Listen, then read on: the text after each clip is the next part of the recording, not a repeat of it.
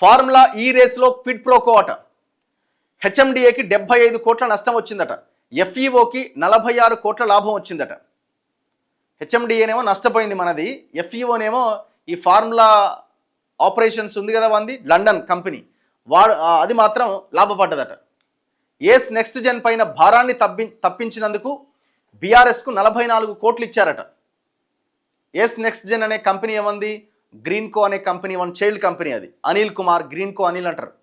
ఆ గ్రీన్కో అనిల్కి సంబంధించిన కంపెనీ, వాళ్ళకి పడే ఆ భారాన్ని తప్పించడానికి 44 కోట్లు ఇచ్చారన్నది ఒక ఆరోపణ. కేటీఆర్ ప్రాసిక్యూషన్కు అనుమతి కోరుతూ ప్రభుత్వానికి ఏసీబీ లేఖ రాసింది. ఆయన ప్రాసిక్యూట్ చేయాలి అని, ఎందుకంటే ఆయన ఎమ్మెల్యే, మాజీ మంత్రి ఇవన్నీ ఉన్నాయి కాబట్టి.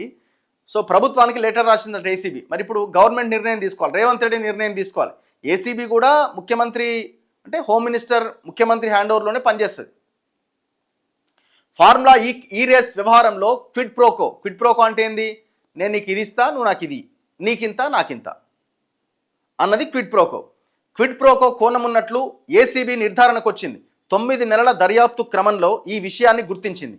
హైదరాబాద్లో ఈ రేస్ నిర్వహణ క్రమంలో హెచ్ఎండిఏకి 75 కోట్ల 88 లక్షల నష్టం వాటిల్లగా ఫార్ములా ఈ ఆపరేషన్స్ అనే సంస్థ 46 కోట్లు లబ్ధి పొందినట్టు ఏసీబీ అంచనా వేసింది.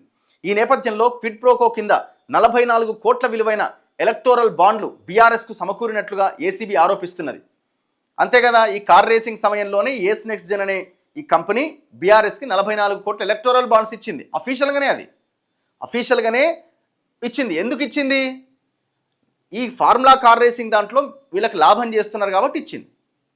సేమ్ థింగ్ కైటెక్స్ అనే సంస్థ ఇక్కడ వరంగల్ టెక్స్టైల్ పార్క్ సంబంధించి అక్కడ వాళ్ళకి భూములు కేటాయించడంతో వాడు పార్టీ ఫండ్ కింద 25 కోట్లు 30 కోట్లు బీఆర్ఎస్ పార్టీకి ఇచ్చిండు. సేమ్ అట్లనే మెగా కృష్ణారెడ్డి అన్ని పార్టీలకి ఎలక్టోరల్ బాండ్స్ ఇచ్చిండు. ఎందుకు ఇచ్చిండు? అందరూ ఆయన దోపిడీకి సహకరించారు కాబట్టి. ఇది క్విడ్ ప్రోకో.